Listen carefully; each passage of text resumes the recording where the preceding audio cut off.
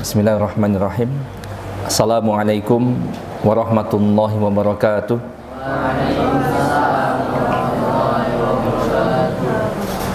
Alhamdulillah wassalatu wassalamu ala Rasulillah wa ala alihi wa sahbihi wa man walah, amma ba'd. Baik para santri PTQ Makkah yang insyaallah dimuliakan Allah Subhanahu wa taala. Kabarnya sehat semua tadi ya? Sehat, alhamdulillah.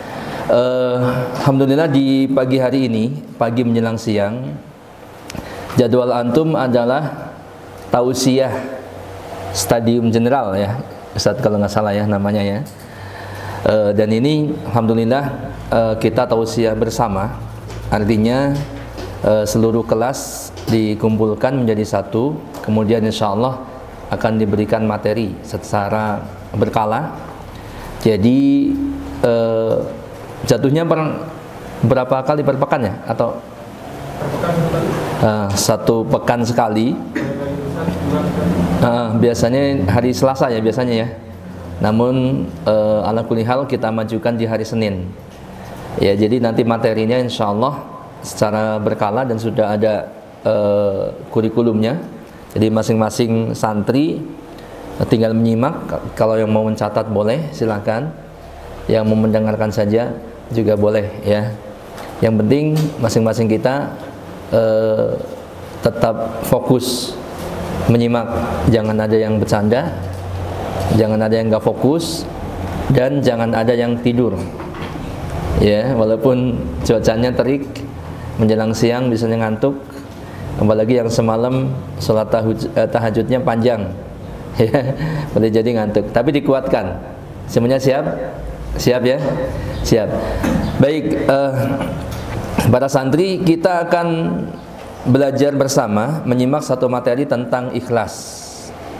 Ya, kalau saya katakan di sini urgensi ikhlas dalam beramal. Jadi pentingnya ikhlas dalam melaksanakan peribadatan kepada Allah Subhanahu wa taala. Ya. Baik.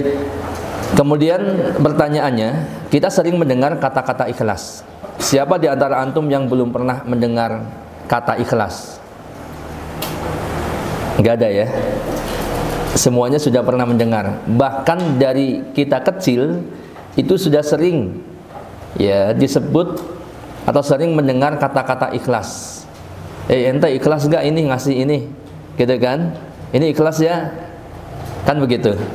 Ya, sampai ketika kita kecil, mungkin dari mulai TK sebelum antum masuk SD, itu aja sudah sering mendengar kata ikhlas.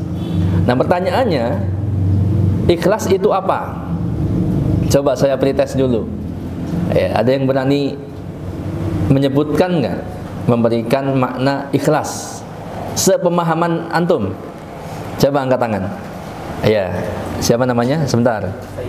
Faizan. Oh, antum juara apa waktu itu kemarin? Yang Olimpiade ikut nggak? Nggak ikut. Warna juara di hati ayah bunda, insyaallah. Ya, silakan ikhlas. Ikhlas itu adalah mencantumkan peribadatan kepada Allah Subhanahu wa taala. Meniatkan peribadatan. Meniatkan Allah Subhanahu wa taala.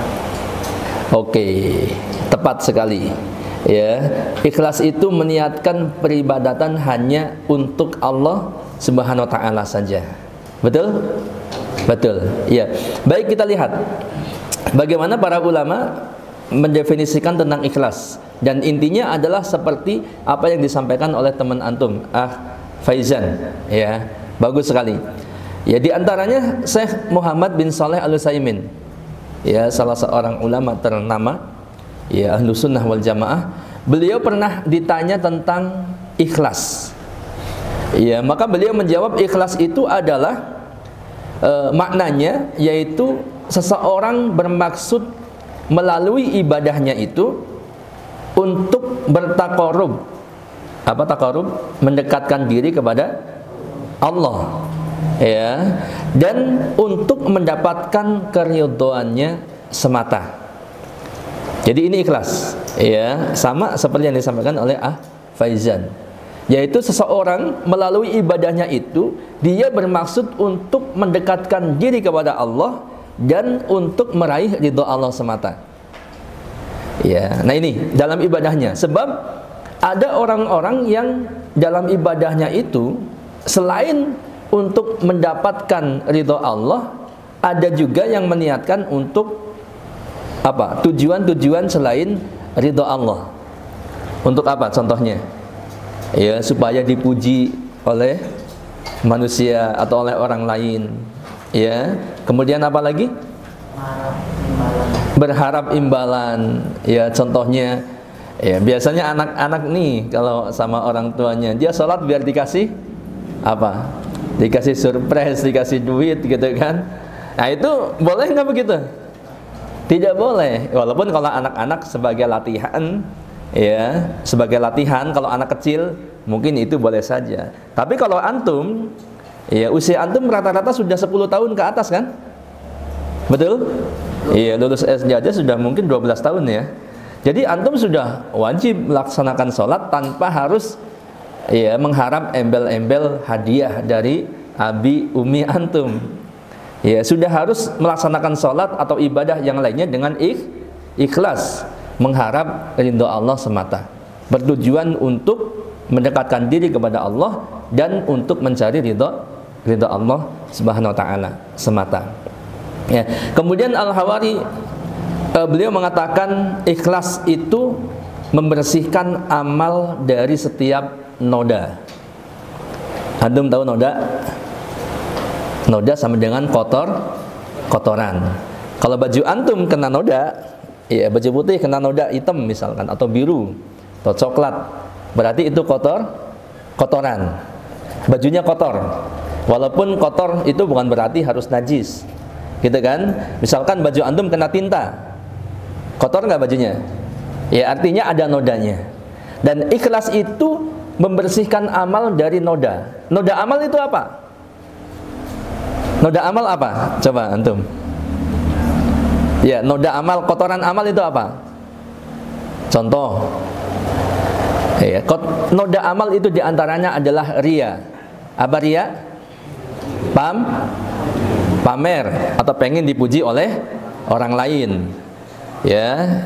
Kemudian apa? Sum'ah. Sum'ah itu apa? Pengen didengar oleh orang lain. Ya, supaya dipuji, baca Quran suaranya bagus, gitu kan?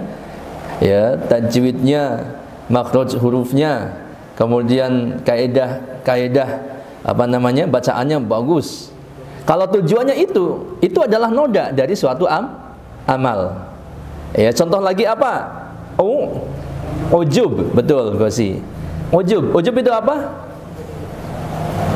Berbangga diri atas amal soleh yang dia kerjakan. Itu ujub. Ini termasuk di antara noda-noda itu. Maka ikhlas itu membersihkan diri atau membersihkan amal dari noda-noda itu. Faham? Faham. Oke, intinya itu. Baik.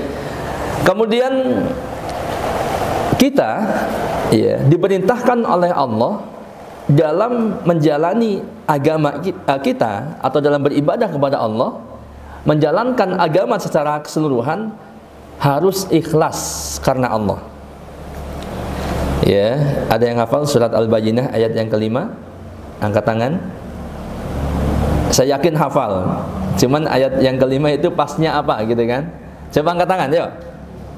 Angkat tangan. Ayo, orang hafalannya udah berapa juz? Minimal juz 30 semua udah hafal. Gosi.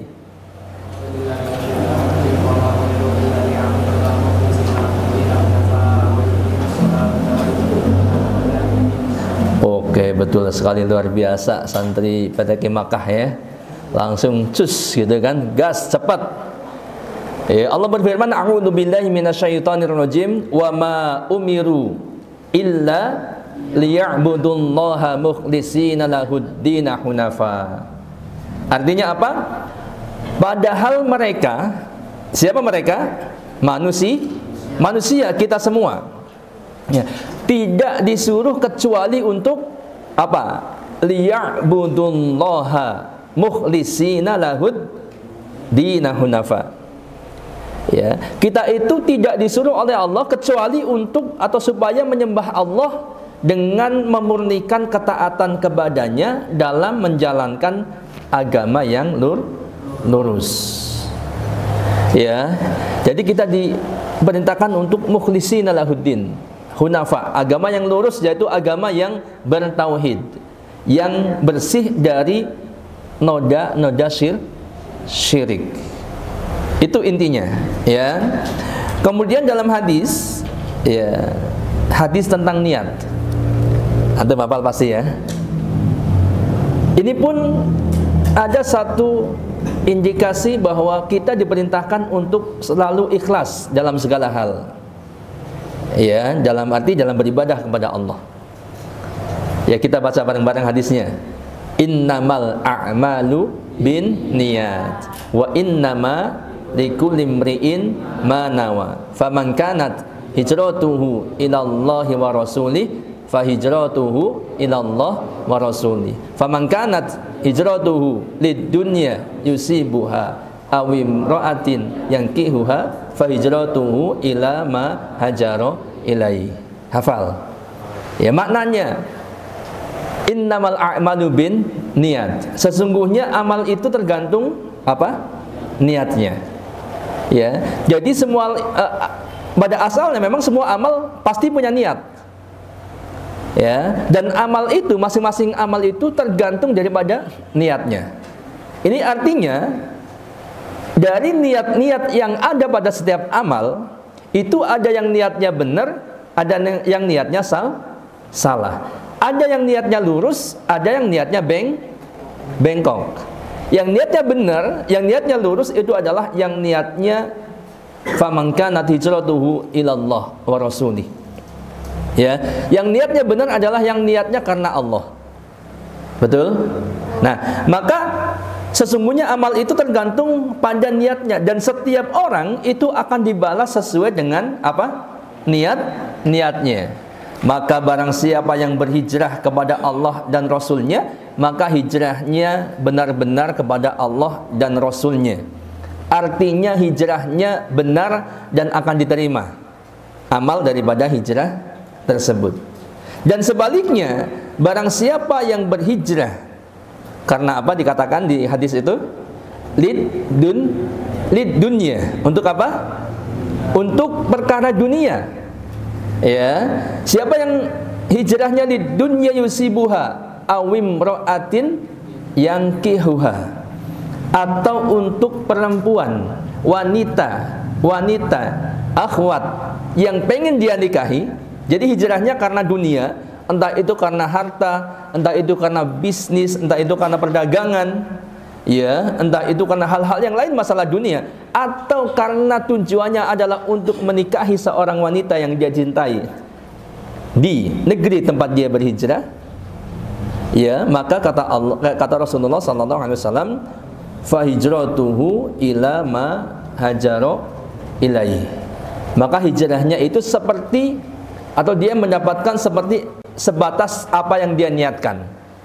Dia dapatnya apa? Kalau yang niatnya dunia, mungkin dia dapat dunia. Kalau yang niatnya menikah, dia dapat menikah. Tapi pahala dari Allah apa? Nol, kosong. Tidak dapat. Karena niatnya bukan karena Allah. Ya, ini, paham ini? Nah, hadis ini pun isyarat, ya, ada indikasi bahwa kita dalam setiap ibadah, ya, itu harus didasarkan atas dasar ikhlas kepada Allah Subhanahu wa taala. Nah, untuk itu, ya, kalau kita sudah melihat definisi ikhlas seperti itu, kemudian ada hadis tentang niat, ya, dan banyak sekali hadis-hadis yang lain yang mungkin semakna atau yang kandungannya sama dengan hadis-hadis ini dan juga ayat-ayat ini. Ya, untuk itu maka seperti dikatakan tadi bahwa niat ikhlas itu memiliki urgensi yang sangat besar di dalam amal peribadahan. Ya, maka disebutkan urgensi ikhlas dalam beramal atau beribadah. Ya, kita lihat apa saja urgensinya. Urgensi itu apa? Pentingnya. Jadi ikhlas itu sangat penting. Ini teman-teman ya, anak-anak santri, perhatikan ini supaya antum dapat faedah yang besar. Ketika antum menyerap materi ini, kemudian antum benar-benar berusaha untuk mengamalkan, merealisasikan dalam kehidupan antum, dalam belajar ilmu, ya, dalam beribadah selama antum hidup di dunia ini, maka antum akan mendapatkan faedah yang sangat besar, sangat banyak. Yang pertama di antara urgensinya, bahwa ikhlas itu merupakan amal perbuatan hati yang terpenting. Perhatikan ini.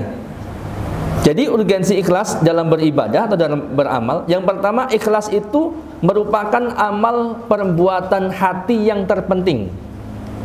Ya, jadi ikhlas itu amal perbuatan hati, bukan perbuatan anggota badan. Ya, paham kan? Karena ikhlas niat itu adanya di mana? Di hati. Ya, bukan anggota badan, bukan di lisan. Ya, niat adanya di hati. Dan ini merupakan amal perbuatan hati yang paling penting.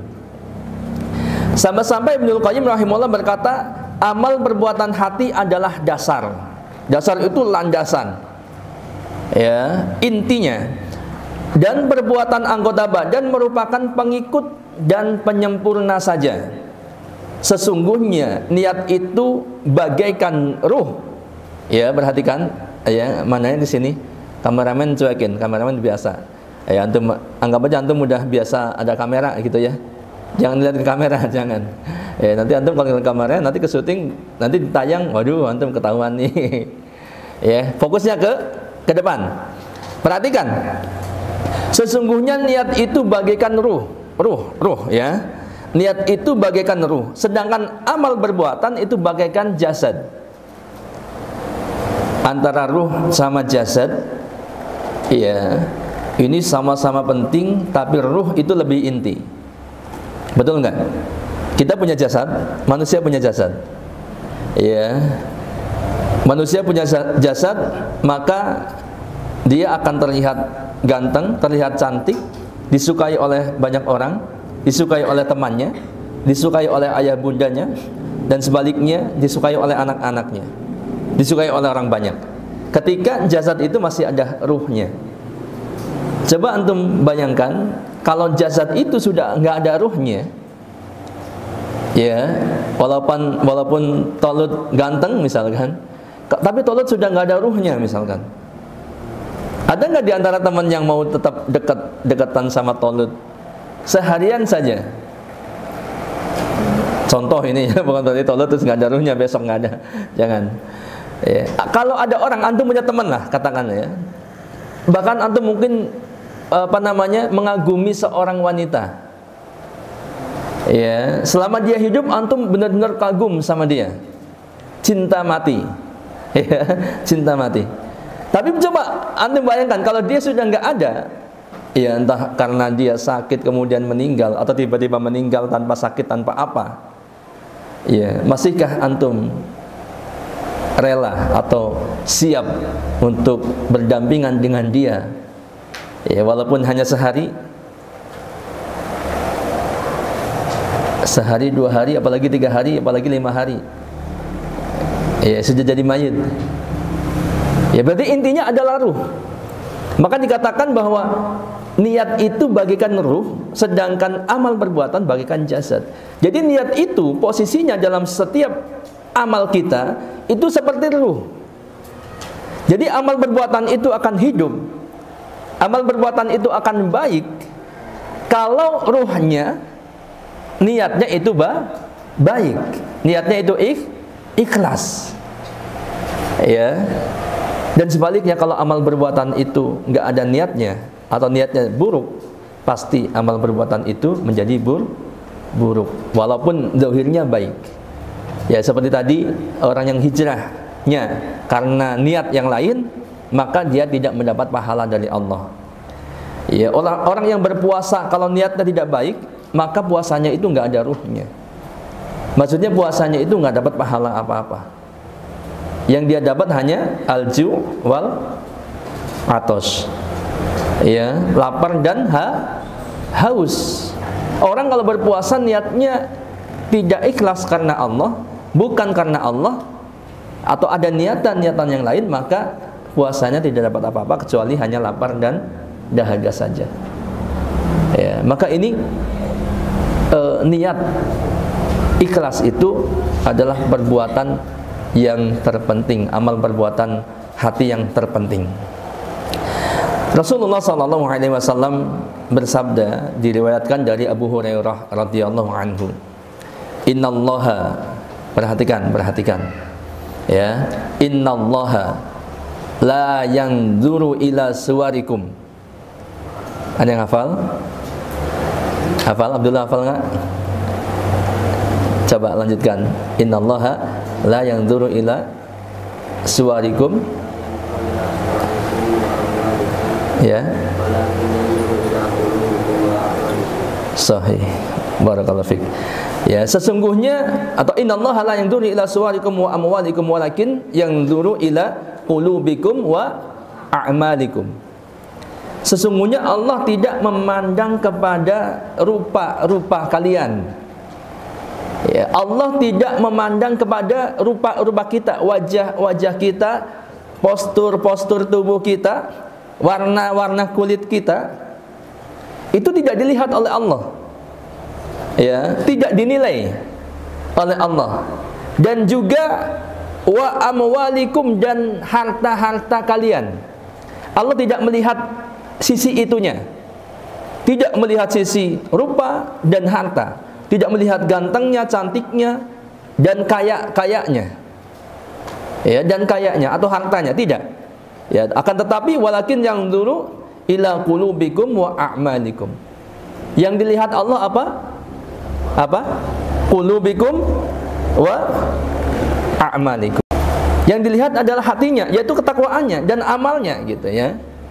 Maksudnya yang dilihat adalah hati atau niat yang ikhlas karena Allah Subhanahu wa taala, dan juga amalnya.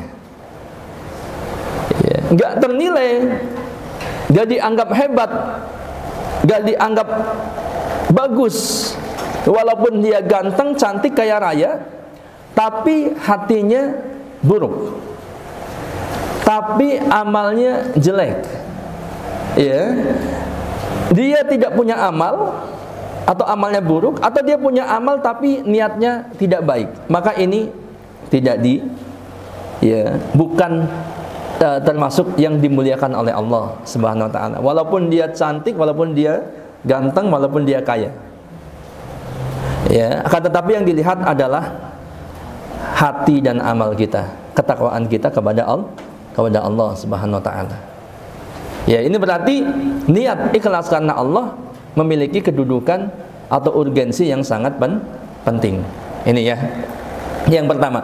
Yang kedua, ikhlas merupakan syarat diterimanya ibadah. Ya, ada berapa syarat diterimanya ibadah? Minimal ada dua. Ya, yang pertama apa? Ikhlas. Yang kedua, ittiba. Betul. Ya, jadi ikhlas salah satu syarat diterimanya ibadah kita kepada Allah Subhanahu wa taala. Ya, yang ngantuk boleh wudu, silakan. Tapi jangan semuanya, ya. Jangan semuanya. Yang mau wudu boleh, di belakang ada di sana, boleh. Ya.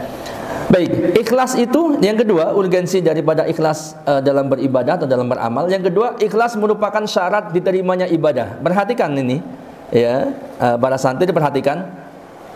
Ini berarti penting sekali. Kita harus ingat bahwa Allah menciptakan kita, wa ma khalaqtul jinna wal insa illa liya'budun. Allah tidak menciptakan jin dan manusia kecuali untuk beribadah kepada Allah. Dan setiap hari, setiap saat, bahkan dari kita bangun tidur sampai tidur lagi, ya, ada banyak sekali ragam ibadah yang kita kerjakan. Maka kalau ibadah itu tidak memenuhi syarat untuk diterima oleh Allah, maka berarti ibadah itu sia-sia.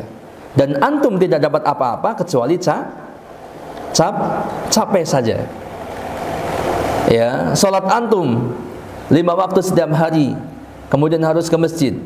Kalau tidak ikhlas karena Allah, ya, tidak memenuhi syarat ibadah, maka sia-sia. Baca Al-Quran antum, ya, kemudian puasa antum, salat malam antum, talabul ilmi antum, kalau tidak diniatkan karena Allah, sia-sia.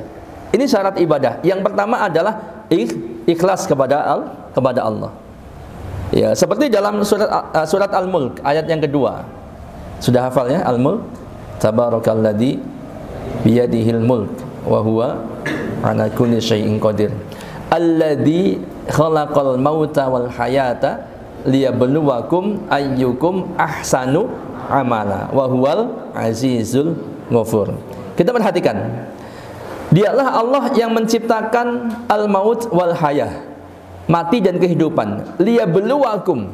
Untuk apa? Untuk menguji kalian. Menguji kita semua, menguji manusia. Ya, liyabluwakum ayyukum ahsanu amala.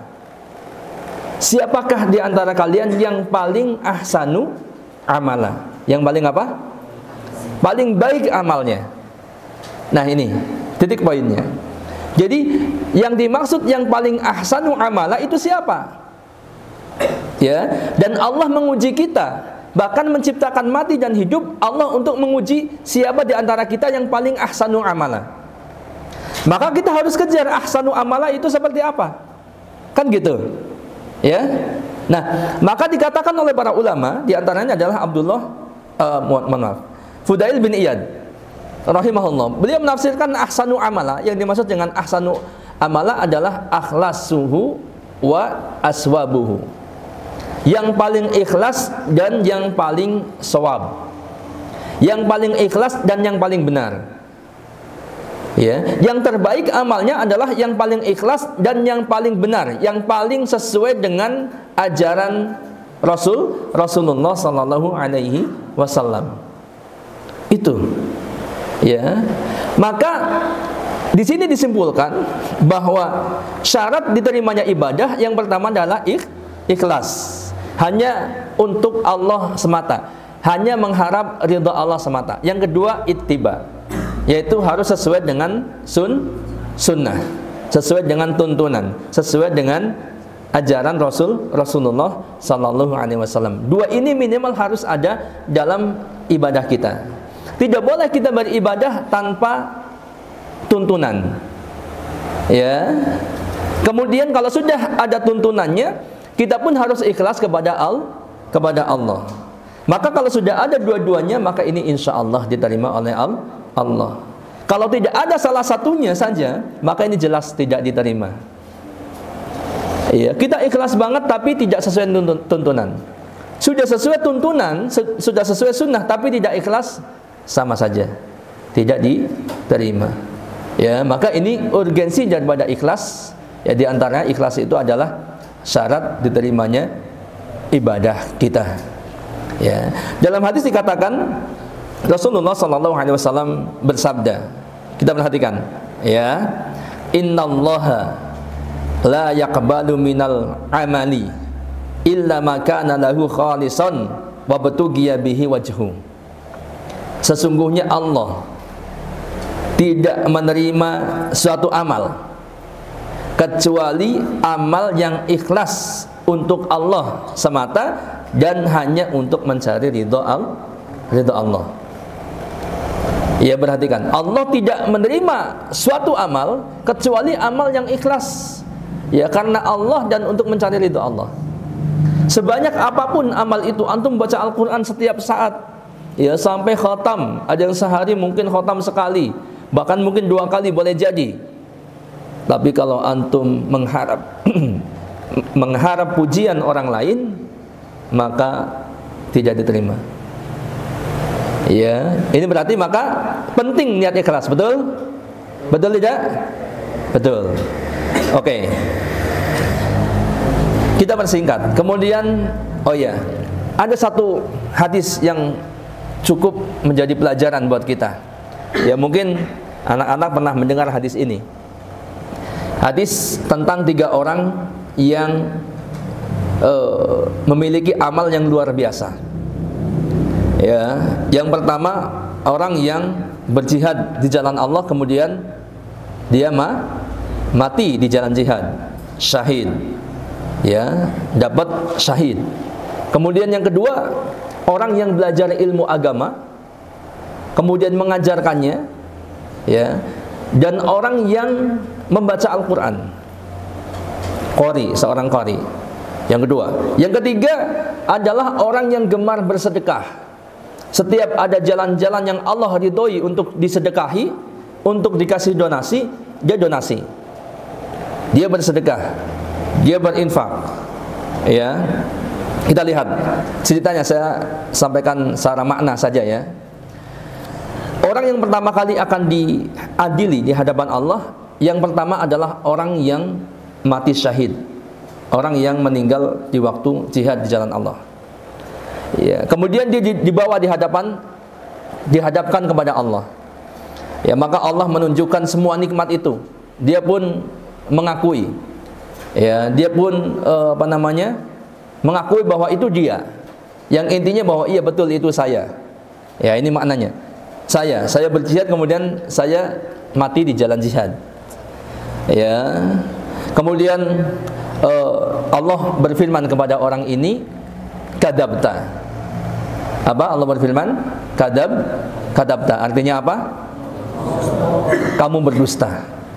Walaupun orang itu mengaku, mengklaim dirinya mati di jalan Allah sebagai syahid, ya, akan tetapi Allah tahu kondisi orang itu, maka Allah katakan kadabta. Kamu berdusta. Ya, dan Allah katakan sesungguhnya sebenarnya kamu berperang agar kamu dikatakan sebagai seorang pemberani. Jadi ada orang-orang yang berperang itu niatnya itu untuk disebut sebagai orang pemberani, disebut sebagai pahlawan, disebut sebagai jagoan. Itu realita begitu, ada. Tidak semua orang yang berjihad kemudian dia ikhlas. Makanya pentingnya ikhlas kepada Allah. Ya, maka Allah katakan kemudian dia diperintahkan untuk beramal dan pada ujungnya dilemparkan ke dalam neraka. Ini orang yang mati syahid di jalan jihad, di jalan perang. Tapi niatnya tidak ikhlas, niatnya karena niat yang lain, maka dilemparkan ke dalam neraka. Yang kedua, orang yang belajar kayak antum semua nih. Ya, bahkan dari TK mungkin, TK, SD, SMP. Ya, antum di tingkat SMP nih, kemudian SMA, kemudian kuliah sampai doktor, sampai profesor, dan mengajarkan ilmu agama. Ya, kemudian orang yang membaca Al-Quran, maka dia dihadapkan kepada Allah dan ditanya, apa ini benar kamu? Dia bilang benar, itu saya. Ya, maka kata Allah, jadi dia benar itu saya belajar, kemudian saya membaca Al-Quran karena Allah, intinya begitu. Dia mengklaim begitu. Maka apa kata Allah? Lagi-lagi Allah katakan apa? Kadabta. Kamu berdusta. Ya, Allah katakan sesungguhnya kamu belajar ilmu agama dan mengajarkannya supaya kamu dikatakan sebagai seorang alim, dikatakan sebagai ulama, dikatakan sebagai ustad, ya, dikatakan apa? Sebagai orang yang ahli agama. Oh, dikatakan keren, yo, ente luar biasa, orang soleh dan sebagainya. Dan kamu membaca Al-Quran supaya dikatakan sebagai qari, sebagai orang yang bacaan Qur'annya bagus. Niatnya bukan karena Allah semata. Maka kata Allah, ya, maka dalam hadis ini dikatakan ujung-ujungnya dia dilemparkan ke dalam neraka. Amalan yang luar biasa. Kalau bukan diniatkan karena Allah, ujung-ujungnya dilemparkan ke neraka. Dan yang ketiga adalah orang yang gemar bersedekah. Setiap ada jalan-jalan kebaikan, dia sedekah di situ. Ada pembangunan masjid, dia sedekah banyak, ya. Kemudian ada pembangunan jembatan, dia pun donasi. Ada program untuk anak yatim, dia sedekah. Ada program untuk penghafal Al-Quran, dia infak. Ya, semuanya dia infak. Di mayoritas jalan-jalan kebaikan.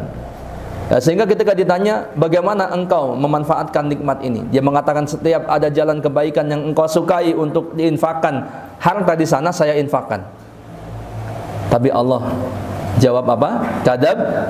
Kadabta. Kamu berdusta. Ya, Allah katakan sesungguhnya kamu berinfak, bersedekah itu supaya dikatakan sebagai seorang yang dermawan. Niatnya untuk disanjung oleh orang lain, supaya disebut sebagai orang yang dermawan. Bukan ikhlas karena Allah, maka ujung-ujungnya dilemparkan ke dalam neraka. Ya, apa yang antum simpulkan dari hadis ini? Ya, niat suatu amal yang tidak diniatkan ikhlas karena Allah, maka dia tidak akan mendapat pahala, malah justru akan mendapat siksaan. Untuk itu ikhlas berarti memiliki kedudukan atau urgensi yang sangat penting. Betul? Faham? Faham semuanya? Faham. Maka yang terakhir bahwa ikhlas itu benteng dari bujukan setan. Ini teman-teman, ya, anak-anakku sekalian, para santri, antum semua pasti sudah tahu, sudah paham bahwa manusia ini punya musuh yang hakiki, bahkan musuh abadi. Kalau di antara antum ada yang bermusuhan, contoh ya, mudah-mudahan nggak ada kan? Atau di antara manusia di sana ada yang bermusuhan, maka itu bukan musuh abadi dan bukan musuh hakiki. Ya, boleh jadi dia sekarang bermusuhan, ya, tahun depan atau bahkan besok sudah berteman kembali. Betul nggak? Sering lihat gitu nggak? Sering lihat gitu. Kemarin dia berantem, sekarang udah makan bakso bareng misalkan kan? Kemarin lihat antar kubu A sama B saling serang di politik biasanya gitu kan? Sekarang bergabung. Bisa begitu nggak? Bisa. Tapi manusia, ya, seluruh manusia pada umumnya punya musuh yang abadi. Siapa dia? Setan, iblis dan bala tentaranya, termasuk setan-setan di dalamnya, setan jin dan setan manusia. Ya. Nah, ini kita semua punya musuh, dan musuh itu, yaitu setan itu, harus dijadikan sebagai musuh. Dan setan itu ataupun iblis, dia karena musuh manusia selalu berusaha untuk menggelincirkan manusia dari siratal mustaqim, dari jalan Islam, dari jalan yang lurus, digelincirkan.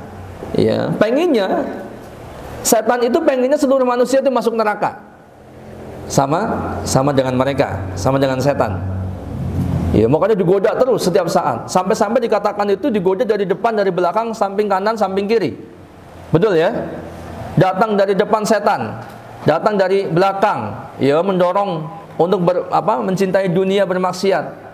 Kanan kiri dihiasin, ya, ibadah-ibadah yang tidak sesuai dengan, atau dihiasin maksiat-maksiat manusia. Ya, dianggap hebat ente. Ya pun manusia pun bilang begitu, ente luar biasa berani, gitu kan? Jadi kalau ada santri misalkan, ternyata ada santri yang merokok, ada santri yang bolos, nggak masuk sekolah, sama setan, hebat ente, jempol ente, serius itu. Udah gitu sama teman, ya, ini setan jenis manusia nih, keren ente, berani banget sama ustadznya gitu, sampai pelajaran Pak Ustadz ente bolos, misal, ini contoh. Begitu, setan itu terus berusaha menggelincirkan manusia. Kalau ada anak soleh seperti antum baca Al-Quran, ya, bahkan mondok misalkan, itu digoda terus sama setan. Ya, ada yang merasa nggak betah, itu godaan setan. Ada yang merasa capek belajar Al-Quran, menghafal Al-Quran, itu godaan setan. Setan maunya begitu. Antum nggak betah di pondok, keluar aja lah, capek gitu ya. Keluar aja lah, pondoknya begini begitu. Padahal biasa-biasa aja, padahal normal. Tapi karena antum digoda oleh setan, sehingga timbul segala macam tadi, ya, rasa yang nggak betah, rasa pondoknya yang kurang ini, kurang itu, kurang semuanya. Padahal di rumahnya lebih kurang, gitu kan? Iya, begitu. Itu setan semuanya. Nah, setan berusaha untuk itu menggelincirkan manusia dari siratal mustaqim, menggelincirkan manusia dari jalan Allah, dari jalan kebaikan, dari peribadahan kepada Allah. Ya, orang yang berilmu pun digelincirkan oleh setan. Supaya apa? Supaya dengan ilmunya dia merasa sombong. Ya, dengan ilmunya dia mencari keuntungan-keuntungan duniawi semata. Dan yang semisalnya dan semisalnya. Nah, adapun untuk orang-orang yang Allah berikan ikhlas, maka selamat dari godaan iblis dan setan ini. Ya, kita lihat surat Sad ayat 82-83. Qala fa bi'izzatika la ugwiyannahum ajma'in illa ibadaka minhumul mukhlasin. Surat apa? Sad 82-83. Iblis menjawab, demi kekuasaan engkau, demi Allah, kata iblis, aku akan menyesatkan mereka semuanya, manusia, anak Adam. Akan aku sesatkan semuanya kecuali minhumul mukhlasin, kecuali hamba-hambamu yang di antara mereka yang mukhlis, yang diberikan keikhlasan. Ya, berarti ikhlas ini adalah benteng dari bujukan syaitan, benteng dari penyesatan setan. Ya, sehingga ikhlas itu memiliki urgensi yang sangat penting, penting. Ya, artinya kita semua harus berusaha untuk ikhlas dalam menjalankan seluruh peribadatan kita kepada Allah dalam menjalankan agama ini. Difahami ini? Minimal ada 3 urgensi ikhlas, 3 pokok, dan banyak sekali buah daripada ikhlas. Ya, faidah ataupun fadilah dan buah-buahnya. Ya, ketika orang bersedekah ikhlas akan diberikan naungan pada hari kiamat, betul? Ya kan? Itu artinya mendapatkan keutamaan yang luar biasa. Ya, orang yang tawadhu ikhlas karena Allah akan ditinggikan derajatnya. Ya, dan banyak hal yang lainnya yang disebutkan dalam nas, baik Al-Qur'an ataupun hadis Nabi SAW. Ya. Baik, sehingga urgensi ikhlas, ya, saya ulangi kembali. Yang pertama, bahwa ikhlas itu adalah merupakan perbuatan hati yang terpenting. Ya.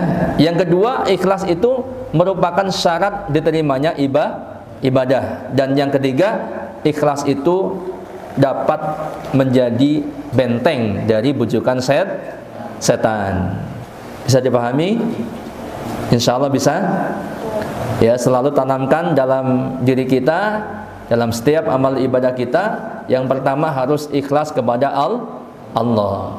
Tentunya yang kedua harus selalu merujuk kepada dalil ataupun tuntunan dari Rasulullah sallallahu alaihi wasallam. Wallahu a'lam bishawab. Ini yang dapat disampaikan. Saya cukupkan saja, walaupun memang kalau pembahasan ini pasti banyak sekali pembahasan, gitu ya. Nanti seperti tips-tips bagaimana supaya kita bisa ikhlas, gitu kan. Nanti antum bisa pelajarin kembali, ya. Singkatnya misalkan kalau biar kita bisa ikhlas, ya kita mengingat kehidupan akhirat, bahwa balasan akhirat itu lebih baik, jauh lebih baik daripada sekedar balasan dunia.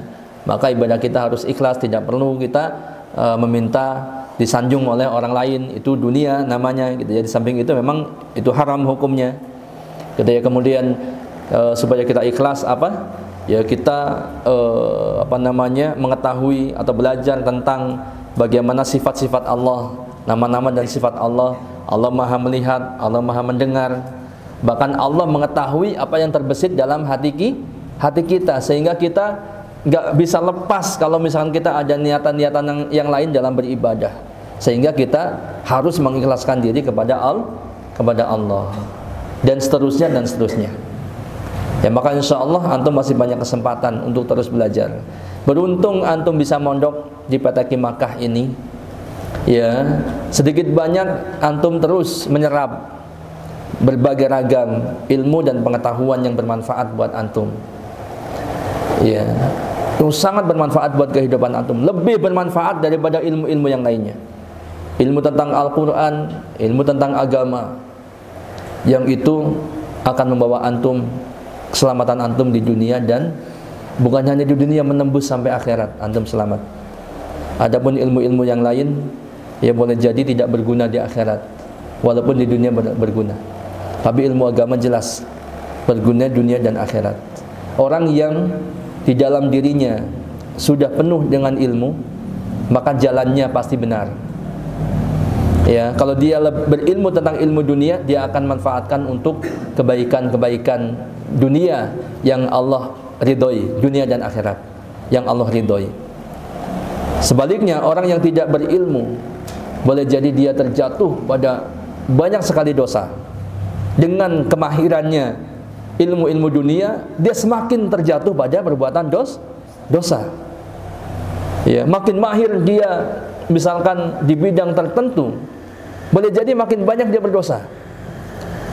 Ya, contohnya karena dia mahir dunia internet atau jaringan atau apa gitu ya, maka dia jadi hacker.